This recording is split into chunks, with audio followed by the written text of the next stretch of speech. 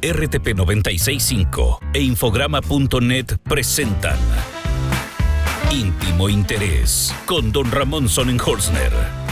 Una exploración a la naturaleza humana.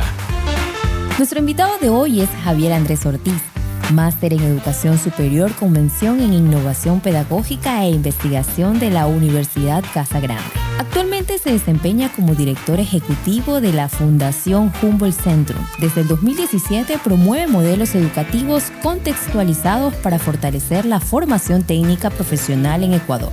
Javier considera urgente trabajar en equipo para transformar el sistema educativo, yendo más allá de las simples quejas. Vamos a trabajar el tema de la pedagogía, no desde las políticas públicas, que en muchos casos y en casi todas partes del mundo han terminado fracasando, no desde el negocio de la educación, sino que tiene que innovarse indistinto del origen que venga, si es el sector privado o el público, o el religioso, o el político, que tiene que transformarse en la educación para enfrentar los retos a los que se vienen. De la era digital estamos pasando a una velocidad tremenda hacia la era de la inteligencia artificial, a los computadores, de los supercomputadores y una serie de elementos que transforman la visión del conocimiento y nos proyecta a un nuevo tipo de sociedad, a una nueva cultura filosófica. Para eso hemos invitado a Javier Andrés Ortiz, un promotor de la educación, miembro del Humboldt Centrum, miembro del consorcio alemán y miembro también director de la área educativa de la Junta de Beneficencia. Le doy una bienvenida para conversar de este tema, que es sumamente importante. Gracias, Ramón, y muchas gracias por invitarme y ser parte de esta conversación. Como usted mencionó, creo que es hora de que otros participemos de la discusión sobre el futuro de cómo formamos a nuestros chicos y chicas. ¿Cómo en este mundo que está pasando en menos de 20 años del proceso de digitalización a la inteligencia artificial, que es una derivada de los sistemas, vayamos a eso y inclusive a esos supercomputadores cuánticos que van a cambiar la capacidad de resolución de la problemática humana, de lo técnico? Y cómo mantener el espíritu humano, esa espiritualidad tan necesaria en el ser humano, para que la computadora o los sistemas no lo terminen cosificando al alumno. Uno de los grandes problemas que podemos estar viendo hoy día los padres que nos escuchan es la cosificación del sujeto educado, que se enfrenta a una pantalla todo el día, en la virtualidad, perdiendo musculatura espiritual, musculatura en la sensibilidad. Yo tengo 39 años y me formé en un colegio religioso y coincidentemente, sin saberlo, me formé en un bachillerato técnico en informática y administración de empresas. Ese era mi título, o ese fue mi título. Estudié programación y hace 20 años estaba de moda la tecnología. Todos mis amigos y todas las familias decían, tienes que estudiar tecnología porque ese es el futuro. Eso me pasó hace 20 años atrás. Y cuando veo lo que sucede ahora, me siento hace 20 años. Donde ahora te dicen, ya no se llama informática, se llama desarrollo de software, se llama programación o inteligencia artificial, donde todo el mundo dice, ese es el futuro.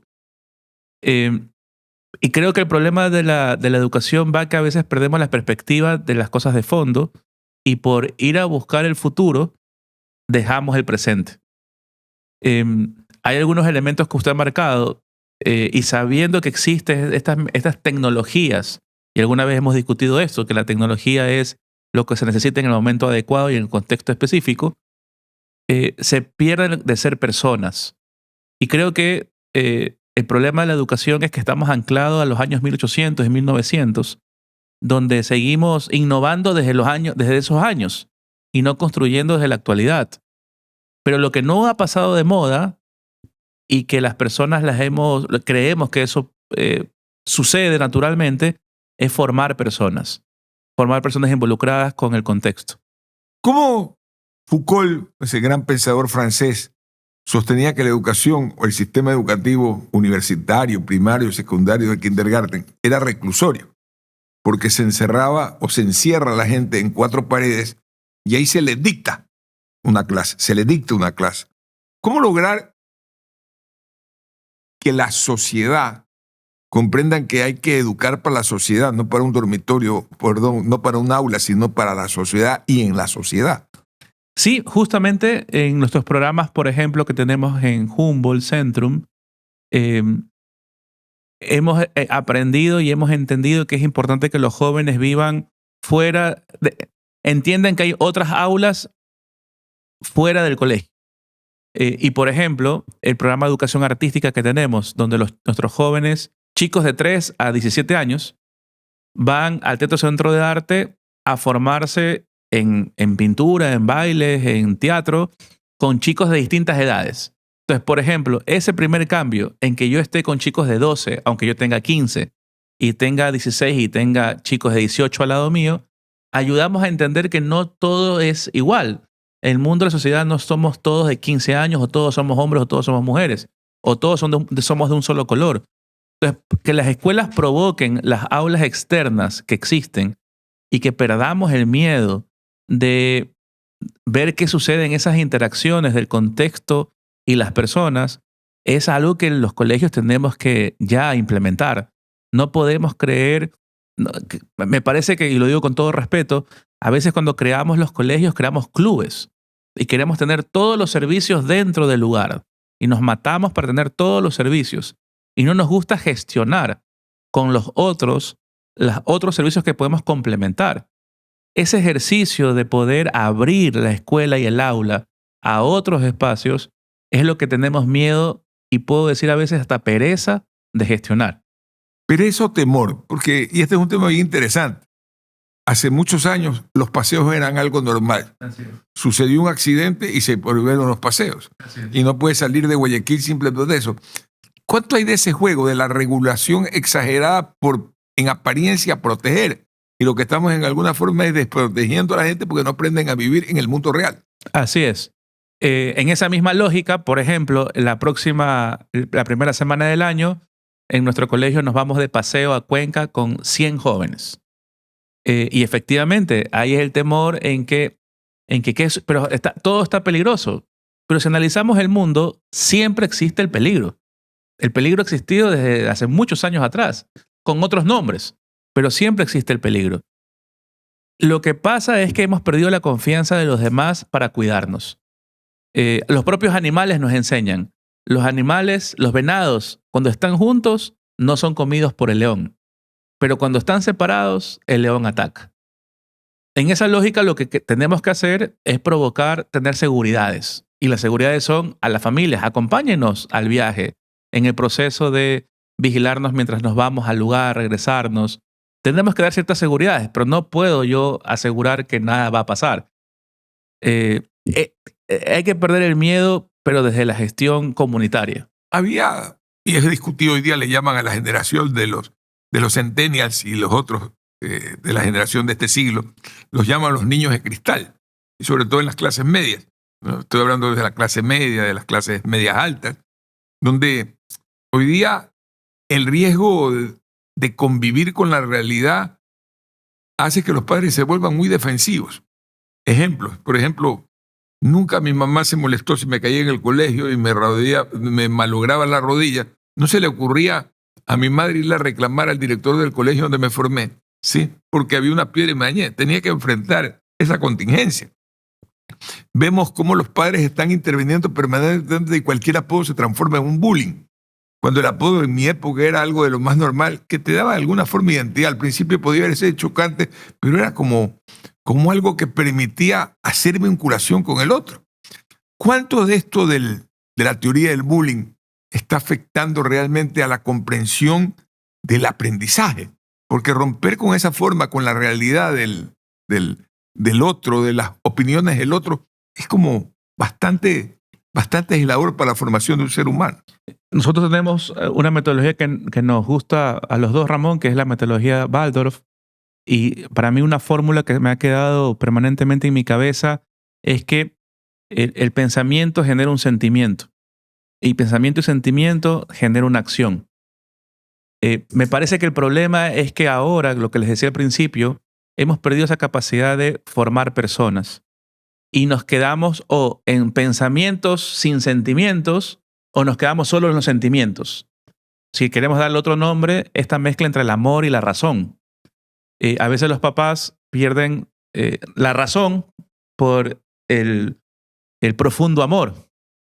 Y esa lógica es que los chicos tienen que entender, ese equilibrio entre el amor y la razón. Y me parece que lo que sucede ahora, y lo digo porque administro más de 6 colegios, y la estadística es que hoy los hombres no estamos presentes en la formación de nuestros hijos. Es increíble la estadística. Muchos chicos solo se crían con las abuelas y los abuelos. Tengo muchos casos de chicos con discapacidades que las mamás tienen que salir a trabajar fuera del país para mantener los recursos económicos para que la abuela críe al chico. No estamos los adultos, que eso también es parte de lo que Waldorf hace una crítica de hace 100 años atrás, cumpliendo con responsabilidad nuestro deber. ¿Por qué existen los niños y los adultos? Existen los niños porque hay adultos y existen adultos porque hay niños. Esa relación que es natural del mundo que rueda, la estamos cortando. Los adultos no estamos tomando con responsabilidad la formación de los chicos y nos quejamos cuando no estamos de acuerdo con el profundo amor y la razón, como el caso de la piedra que usted acaba de contar. Me parece que como sociedad tenemos que los adultos empezar a discutir por qué no estamos más con nuestros hijos. Usted dijo que el pensamiento, idea de Rudolf Steiner, el pensamiento genera sentimientos. Desde la pedagogía aplicada, ¿cómo generar que se aprenda a pensar de tal forma que el sentimiento sea sensiblemente positivo y no sensibilice lo negativo? Que también sea, el pensamiento puede comenzar a generar una carga, un imaginario, como diría el psicoanalista Lacan, que te lleva una pulsión de goce en la cual terminas en apariencia matando al otro, pero muriendo tú mismo. ¿Cómo lograr esa transformación en el pensamiento? Donde, como usted lo está señalando, y después vamos a hablar de la familia nuclear, el niño que sale del colegio, clase media, clase baja, ha perdido a su madre, a su padre, porque están trabajando en el extranjero o porque ha habido una ruptura familiar y se queda solo en el abuelo. A diferencia como usted se crió y yo me crié con abuela, papá, mamá, abuelito y tías que iban a visitar todo el día. Entonces, ¿cómo lograr comprender esa realidad pedagógica contemporánea desde la visión de un maestro? ¿Cómo comprenderlo? Yo creo que teniendo claro el contexto que vivimos hoy, porque usted planteó al inicio la tecnología y el futuro. El contexto que vivimos hoy, donde las familias están haciendo muchas actividades, la escuela tiene que transformarse en un espacio donde podamos formar desde esa práctica de lo familiar. Por ejemplo, en nuestros colegios provocamos que los chicos almuercen dentro del colegio y que podamos sentarnos en grupos a comer. Y le puedo decir, en un año no tuvimos comedor, otro año tuvimos comedor y vi la diferencia. Y es increíble cómo a los chicos les encanta sentarse a comer. A socializar. Juntos. Claro, socializar. Sí. Se crea... Es que la tecnología te hace creer que estás socializando por el medio del WhatsApp. Eso no es real. Y esa es la parte que quiero dejar clara. Cuando nosotros vemos que los chicos son felices a sentarse a comer los unos con los otros, eso es un valor familiar que hemos perdido. Sentarnos a la mesa a conversar, aunque estemos... ¿Diluido o perdido? Sí, se ha diluido. Se ha diluido porque a veces hay momentos como ahora viene la Navidad. Y en principio es un espacio donde las familias deberíamos sentarnos a comer, a compartir. Usted como maestro con tanta casuística que maneja al día a través de sus maestros, a través de los propios alumnos que usted dirige o educa, quito la palabra dirige para ponerla correcta, educa, ¿cómo manejar la relación contemporánea en una sociedad tan gaseosa, ya ni siquiera líquida, como decía Bauman, sino gaseosa, tan coyuntural, un mensaje tras otro? Ya no hay una novedad en escribir un poema porque hay 100.000 escritores de poemas que están lanzando todo el día al aire información. ¿Cómo lograr que la sociedad vuelva a lo esencial? Porque cuando converso con usted siempre recuerdo haberle dicho alguna vez que para manejar una tecnología se necesita adiestramiento, pero para educar el espíritu, el corazón, las emociones, se necesita mucha paciencia. ¿Cómo lograr eso en un mundo donde todo lo queremos para mañana? O sea, para mañana, no para hoy día, para mañana. Y si no lo has resuelto, liquidado el problema. ¿Cómo lograr eso, querido Javier? Y contesto esto con la anterior pregunta que me hizo, que no la terminé de contestar, que es, usted dice, ¿cómo formamos esa parte emocional dentro del aprendizaje actual? Hay una frase, yo tengo dos frases que siempre hablo con nuestros aprendices. Uno es que el que se pica pierde. Y eso es un principio, creo que lo que hemos perdido es la capacidad de tener principios para vivir. Y nosotros en nuestras escuelas tenemos un principio, que el que se pica pierde. Entonces, cuando tenemos discusiones, tienes que cuidar no perder, porque a nadie le gusta perder. Y segundo, honestidad no es sinónimo de crueldad. En Guayaquil, por lo que somos en la costa, a veces somos muy honestos. Y esa honestidad es, discúlpame, yo soy tan honesto que te voy a decir cualquiera. Que te voy a decir lo que yo siento, porque yo soy honesto. Y si te molestas, pues qué pena, porque yo soy honesto. Es como que tú eres menos honesto. Honestidad no es sinónimo de crueldad. Son dos principios que cuando estamos trabajando en las clases recordamos para poder interactuar. Y en esa lógica, cuando tú creas una actividad específica de aprendizaje o de enseñanza, creo que lo que ahora los maestros no podemos olvidar es, además de preguntarles qué aprendiste hoy, también hay que preguntarles ¿y cómo te sentiste hoy? ¿Y cómo esto sumó a tu personalidad y a tu emoción el día de hoy? Ese puede ser la gran innovación en este momento. Lo otro que usted me preguntaba, que ya me olvidé, ¿cuál era la pregunta de la contemporaneidad? Me refería a que cualquier herramienta uno se adiestra. De un manual y aprende. ¿No? Usted quiere aprender a decir tal, coge un curso online. ¿No? Ahí, ¿cómo le llaman eso en online? Tiene un nombre, como le llaman cuando un tutorial. Tutorial. Y usted aprende a manejar la cámara, aprende a manejar todo. Pero ¿cómo un tutorial para las emociones existe? No existe. ¿Cómo construir la construcción de la emocionalidad del ser humano? El latido, los tiempos, como tiene que manejar. Usted planteaba el tema de ese lance que hacemos los costeños. Yo soy muy honesto, como señalando que los serranos no fueran honestos. Así es. Esa es la marcación. Y no es verdad. Quienes hemos vivido en los dos territorios sabemos que pillos hay en todas partes. Entonces, ¿cómo educas eso? Que para mí es más importante que el enfrentamiento. Para mí, usted es el invitado, es más importante que saber cómo vamos a jugar con la IA o con los computadores cuánticos o protónicos o como le quieran llamar. ¿Cómo educar la emocionalidad? Si eso, como una pregunta que hacía el director de este podcast, me decía al interior, ¿qué pedagogía podría caminar o generar esa transformación? Otra vez, desde los principios, y algo que usted y yo hemos discutido bastante es la importancia de los límites. Y yo le hacía siempre este ejemplo a mis chicos, que tengo clases siempre todos los lunes. El caso de Maradona, 78. Maradona mete un gol que clasifica a Argentina y con la mano. Todo el mundo sabe que fue con la mano. Es indiscutible, pero celebramos ese gol y es más, le dijimos que es la mano de Dios.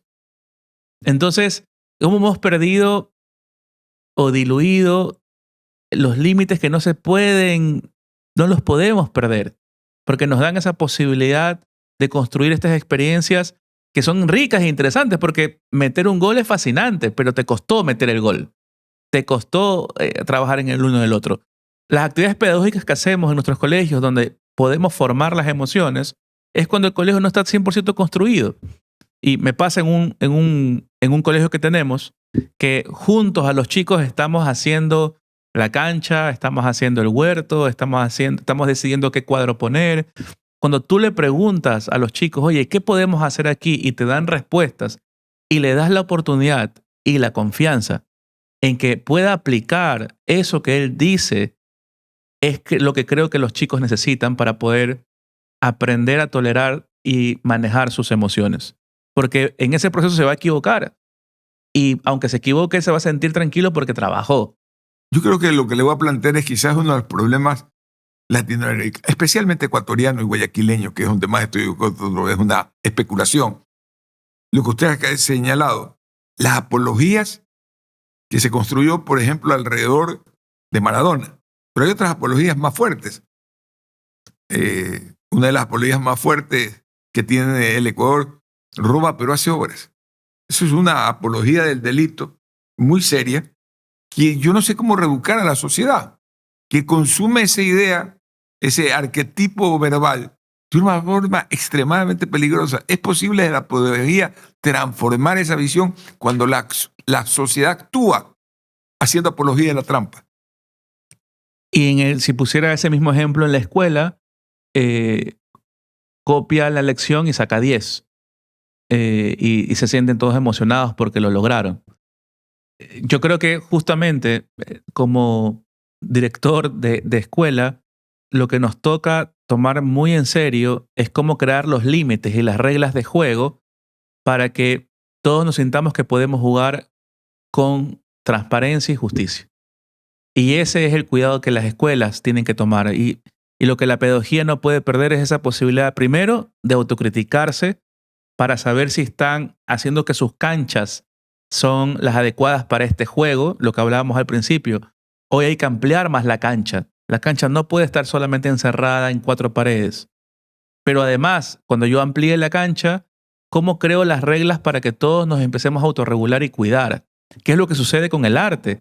Cuando hacemos una práctica de baile, yo tengo que moverme también fijándome en cómo el otro se mueve. Y eso me autorregulo. Yo, aunque quiera hacer una pirueta, no puedo ahorita porque no me toca. Le toca a mi amigo. Tengo que saber esperar. Tengo que saber que esto hoy no es, mi momento es con el conjunto. Entonces, insisto, de lo que usted me planteó de la inteligencia artificial, me parece que es una herramienta que tenemos que empezar a usarla. Hoy discutimos con los colegas. Oye, si un chico te entrega un trabajo hecho por la inteligencia artificial con las variables que escribió el chico, ¿lo aceptas o no lo aceptas? Entonces, ¿cuáles son los límites que tenemos que colocar y cuáles son las dinámicas que vamos a proponer para que los chicos puedan, desde ese sentido, construir? Mire, quien ha pasado de la regla de cálculo a la calculadora solo es una herramienta. La capacidad para armar la pregunta es el problema. La IA no responde de una forma automática, por lo menos de momento. Tienes que plantearle y formularle adecuadamente la pregunta para obtener varios resultados. Inclusive cuando usted le pide una traducción a cualquier idioma, se la hace, le da 3, 4 opciones. Y usted tiene que escoger de esas opciones cuál es la que mejor le conviene y cómo la modifica. Porque el contenido usted le dio una aproximación, pero usted tiene que hacer la modificación semántica, semiótica, correcciones de orden. Es importante comprender eso. Es una forma diferente de disciplinar las inteligencias frente a una herramienta. No es hacer una herramienta, pero en mi modo de ver, y para que usted termine con su reflexión, la mayor carga y responsabilidad de la educación está en la capacidad de generar desde la educación, en todas sus fases, un crecimiento de la voluntad espiritual de cada ser humano, para que cambie la voluntad general de los pueblos. Y yo lo aumentaría porque no es lo mismo crecer que el desarrollo. Crecer es algo natural que sucede, todos crecemos. Pero desarrollo es lo que tenemos que preocuparnos las escuelas, en que los chicos, porque lo que nos puede suceder en su ejemplo, lo que pasa hoy con la memoria. Antes todos nos sabíamos los teléfonos de las casas. Hoy cualquier cosa, si es chiquita, no lo recordamos, le tomamos foto. Entonces dejamos de usar lo que tenemos como recurso por esa rapidez y facilidad. Entonces ahí solamente asumo de su idea es que sí, pero también desde la escuela tenemos que enseñarles a los chicos a pensar para que puedan tomar esas decisiones. Y esas son las lógicas que creo que no podemos perder. Gracias, Javier. Este fue el 5º podcast, el 5º episodio de nuestro programa y el de ustedes, Íntimo Interés. Javier Ortiz estuvo conversando sobre pedagogía. Escríbanos si ya les daremos puesta la dirección, qué temas les gustaría que abordemos en los siguientes capítulos. Un fuerte abrazo y un gran día para ustedes.